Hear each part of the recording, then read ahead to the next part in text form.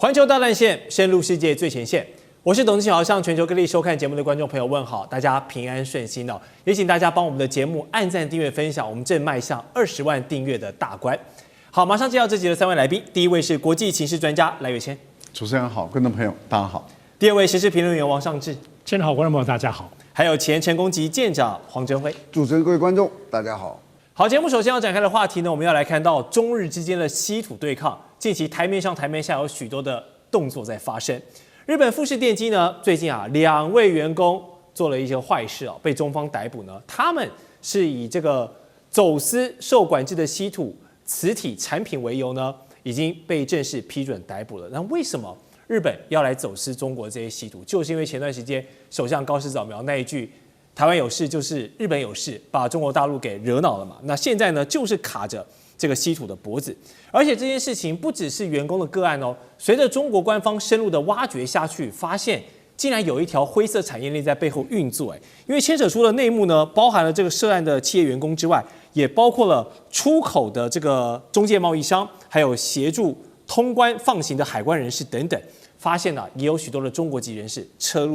入在其中，所以展開這個大規模調查，就像葡萄一樣，一抓一大串。現在有10幾個人呢，都要接受調查了。這個案件看起來已經不單單是一個企業的間諜案了，或許背後還有這個國家層級的考量，而且是一條完整的稀土走私鏈，現在浮上了台面。那麼中國的稀土供應就真的這麼重要嗎？一斷供，我們就看到日本的企業現在已經是有點受不了感覺了。這個台面上還在硬撐，在私底下走私。中國的稀土管制把日本企業給逼急了嗎？那麼之前我們看到有輝達的這個白手套禁令，現在則是有稀土走私想要瞞天過海，可以說大家為了拿關鍵的物資無所不用其極。所以首先我們要請教賴岳謙老師哦，這條路執行起來，走私有這麼容易嗎？在中國的眼皮子底下，你怎麼看？當然不容易。高市早苗確實急了，日本也很急啊。但是他們表面上裝的好像沒什麼事一樣，其實急得像無頭蒼蠅。你看高市早苗跑到 G7 的時候，也一直在講到稀土的問題，而且一直要求 G7 大家一起來搞一個所謂的去中國化的這種稀土供應鏈，然後說要斷絕跟中國的關係。可是你看到 G7 到最後的一個決議是說5年後看能不能降低到依賴中國只剩下60%左右。那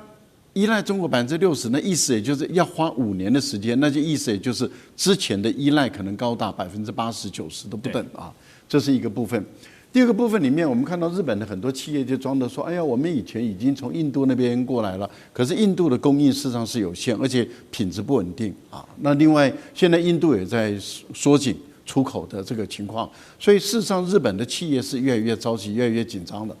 緊張到什麼程度？我們可以看得出來的，就是說你是民間企業，民間企業你面臨的稀土斷供的危險，而這個禍是由你的政府所惹出來的。對，那你民間企業應該大家聯合起來跟這個高市早苗說：“哎，你當初你們選舉的時候，你們自民黨選舉是我們給錢的，沒有我們的錢，你們怎麼可能選得上？”而且你們的政治獻金都是我們給的，你們參券還貪污嘞啊！那你們怎麼今天惹這個禍由我們來承受？好，我覺得日本的企業界沒有做這件事是不對的，這第一個部分。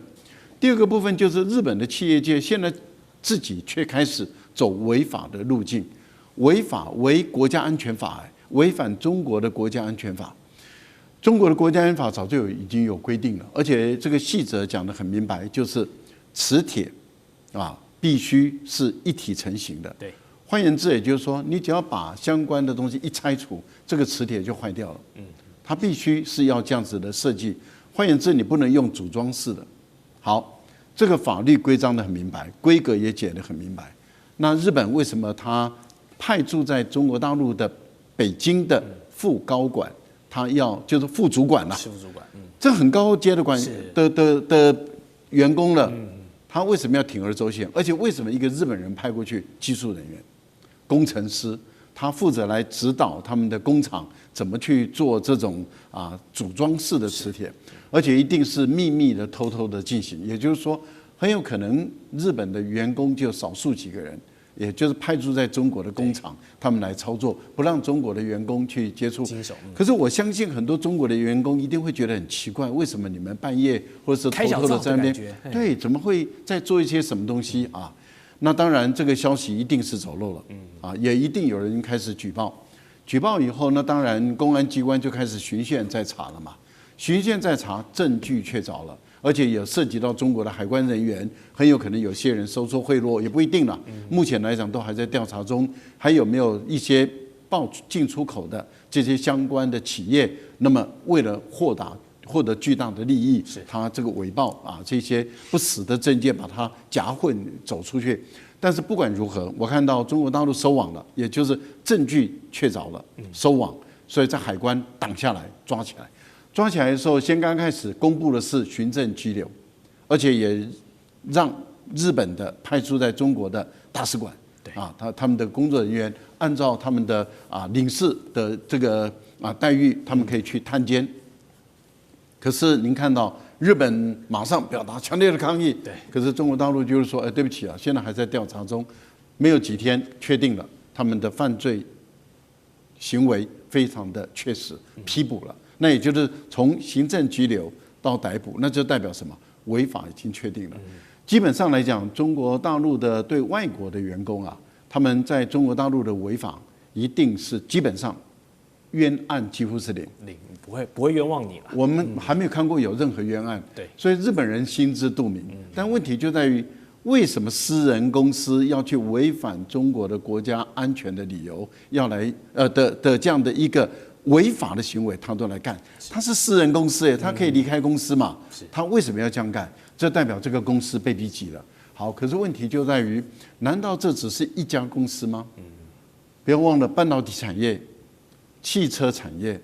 軍工產業，而且還可以延伸出來的更多，甚至他們現在目前想要發展的無人機，這些都需要用到馬達，都需要用到磁土。我個人認為日本是真的着急，只是說他們裝的好像，哎呀沒什麼事，我們的存量還夠，哎呀我們有印度可以來，我們還有第3軌道、第2軌道，我們還可以用拆裝的方法。其實那是一種裝模作樣，也就是說，拜託啊，你政府趕快給我們解決問題吧。好，也就是因為這樣子了解日本的痛處，所以現在中國對日的出口管制又在升級了。在6月的時候呢，又有新的動作，中國商務部新增了20間的日本實體列入管制的名單，還有20間的觀察名單，而且當中不乏大咖哦，三菱集團、防衛研究所等等，這些都是日本軍工核心的單位哦。就拿中國限制这個關鍵的重稀土，我們看到氧化鋰這個東西來說，觀眾朋友，它可不是普通的工業粉末，你包括半導體製程、高性能陶瓷、精密的光學、軍用的耐熱塗層，還有這個我們說隱形戰機的這個塗料的材料裡面哦，都離不開這個氧化鋰，所以它的供應斷裂呢，就直接導致日本的化工大廠啦、醫療陶瓷企業拉警報了。那當中呢，我們看到中國大陸以稀土牌出口管制來教訓日本的這個時候，這一場關鍵的供應鏈戰會不會改變到整個東亞產業或是戰略格局的發展？上志哥，我相信一定會，特別對於日本的他們引以為傲的整體的工業，這個工業包括傳統的這種大的製造業，乃至於剛剛其實賴老師也提到的部分，半導體，包括現在最先進的這些產業，都會受到影響。我想，其實這一次在6月底，中國大陸商務部又在公布另一波，包括了關注的清單，包括了管制的清單。要知道，在今年年初公布這20家，包括涉及到像三井這些，一開始覺得中國應該是不是就是個動作，是個宣示性的動作，沒有人想到有第2波，包括日本自己也沒有想到。這也就是為什麼在6月29號公布之後呢，過去日本的個性，日本的這個政府方面的個性是，如果有任何的這種所謂制裁行為，他們一定會先觀察個2-3天。結果這6月29號公布之後，隔天日本官房長官就直接召開記者會，表示不能接受，表示很強烈的態度要跟中國大陸抗議。所以你可以感覺到，無論如何，高市早苗政府有痛嘍，在這一次這個第2波，因為難道只有第2波嗎？有第1波、第2波，是不是還會有第3波？再加上這次公布的清單裡頭有9家都是跟三菱相關的，而且有4家都是跟日本的防務省幾十年的研發機構，所以是不是一些他們要做一些樣機，包括這個軍工業當中的更研發的部分？切斷的部分就不只是制造產業了，而且我們同時來看，其實最近除了這個制裁方面的話，有更多像剛剛其實建昌所提到的，我們知道先前對於對於已經使得日本當中2家最重要的這個公司永久不生產了，對，然後也傳出了工業鑽石，就是切割的東西，前盾也受到影響了。至於談到這個鋰是什麼概念？因為大家赫然發現，跟去年2025年同期相比，到今年竟然整個氧化鋰相關的進口竟然只有去年同比的1.17%。剩這麼一點點而已，而且後面包括一些鍺跟鉈，甚至到今年是0，完全沒有進口任何1公克到日本，而這些都恰好可能是汽車產業當中非常需要的這個東西。所以呢，中國大陸現在看起來是系統性的來制裁日本，而且這制裁不只是說逼你高市早苗要對於台灣有事這件事情你要道歉，不止。很可能是做一個歷史的總清算，這個清算是包括對於你現在日本，包括你的匯率問題、你的產業問題、你的債務問題、整個日本國債問題，然後你在經濟產業當中，你明明有那麼多債務，結果你高市早苗，全世界跑來跑去，包括又跟印度又在哪裡跟菲律賓簽一些產業合作，又畫大餅。要舉債，雙方有幾十億美金甚至上百億美金合作，你不是欠債嗎？所以，那你現在在這個工業製造業又是你最大的稅收來源。我覺得中國大陸現在在研判，不只是在你工業懲罰你，是不是針對整個日本產業經濟的結構？你高市早苗膨脹軍國主義，膨脹你在國際當中的合作，在印太當中要圈圍中國大陸視為威脅，於是中國大陸這個制裁當中。打你的不是軍工業，打你的製造業，甚至是不是要把你的製造、軍工、光電這些當中打到完全沒有辦法，甚至打到坍方為止、坍塌為止。所以，我們看，於是這個影響性來講，不只是中國、日本過去來講是亞洲地區最重要的2個工業心臟。那麼日本當中來講，又有自己本身的市場跟它的戰略。如果中國不只是意識上的懲罰你，一波一波又一波的制裁，一波一波在稀土方面各方面這個控制，直打到你日本製造工業，要把你打損，把你打殘。如果真的是這樣子的歷史性清算，我想對日本的深層影響跟亞太地區乃至全球的工業製造的部分格局，我相信那都是難以想象的。是，好，就像上次哥分析的這個觀點哦，中國大陸現在持續在對日本的稀土做施壓，把這個脖子卡得非常的緊，讓日本的企業非常的難受。那高市早苗首相呢，還沒有看到他對於中國大陸呢做出這個比較態度端正的一個道歉，但是他還是有很多的動作频頻，就是四處奔走，找盟友，找解方。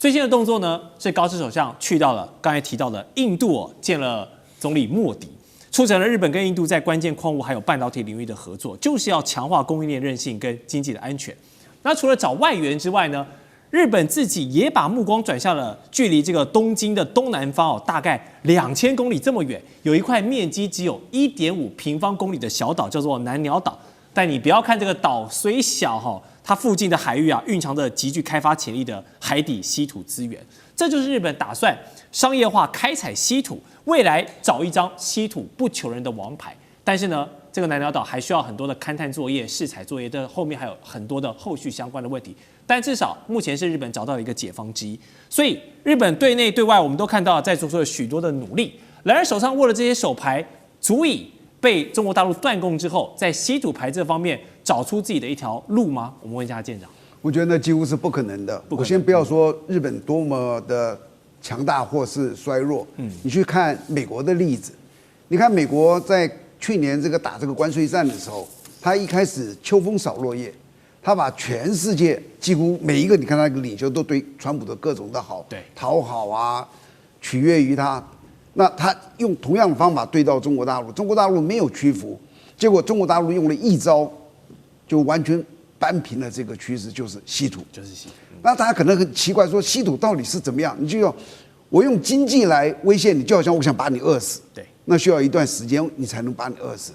可是稀土這個就把你的空氣抽掉，你會立刻你的所有的這些叫做比較重要的一些工業就完全就要停擺。所以美國清楚這個之後，他就知道我沒有辦法跟他對抗。所以你可以看到，美國在關稅戰裡面唯一退讓的國家就是中國大陸，而中國大陸打出的那一張王牌，它不是牌，那張王牌就是稀土。那稀土你想要去克服它哦，我可能不是很專業，我看過一些專業的書，他講得很清楚，要用國家級的力量推動，投資上兆美元，至少10年才能克服。你就說他們這些所有的幾乎都不可能。那接着你就會想，所以你能不能夠克服這個東西哦，其實是一個叫做相對的實力，你知道。我們拿美國，美國克服不了，对不對？那我們先看看美國跟日本的實力。我們先說2025年的 GDP， 名目 GDP， 美國佔全球27%，日本佔全球3.7%。